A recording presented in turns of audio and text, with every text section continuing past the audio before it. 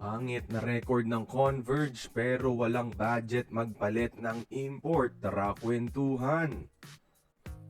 Mula sa pagiging isang team to beat bago magsimula ang conference, nasa dulo ng standings ngayon ng Converge na may 1-4 record mga idol. At dito ang kanilang 4 straight losses na. And usually kapag ganito, nagpapalit na ng import ang mga kupunan.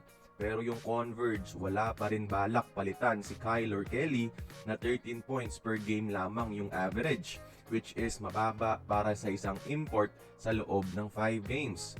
Ang rason daw dito according kay Homer Sison is napakamahal palitan si Kyler.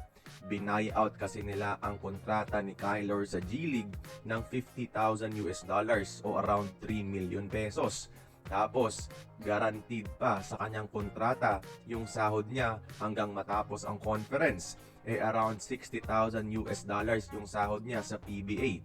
So, $120,000 pa rin ang babayaran ng Converge kahit papaalisin nila si Kyler. Tapos, may releasing fee pa na kasama na another $50,000. So, kung papalitan nila si Kyler ngayon, may total na $170 million pa silang babayaran o around 10 million pesos. Meaning, kung 5 games lang yung nilagi ni Kelly sa Pilipinas, 2 million pesos per game yung kwenta sa kanya mga idol. Meaning, kung napaka-overpriced para sa pangit na PBA record.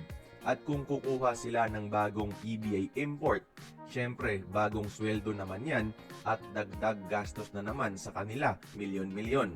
So ayun, mas magastos ang pagpalit kay Kyler dahil marami na silang na-invest sa kanya.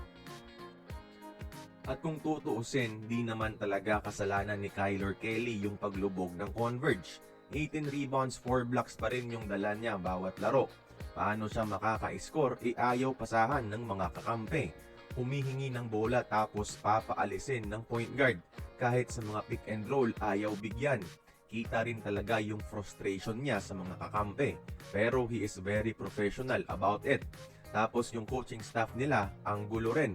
So ayun, pangit kay Kyler dahil sa Converge siya napunta na puro pabida yung mga locals nila.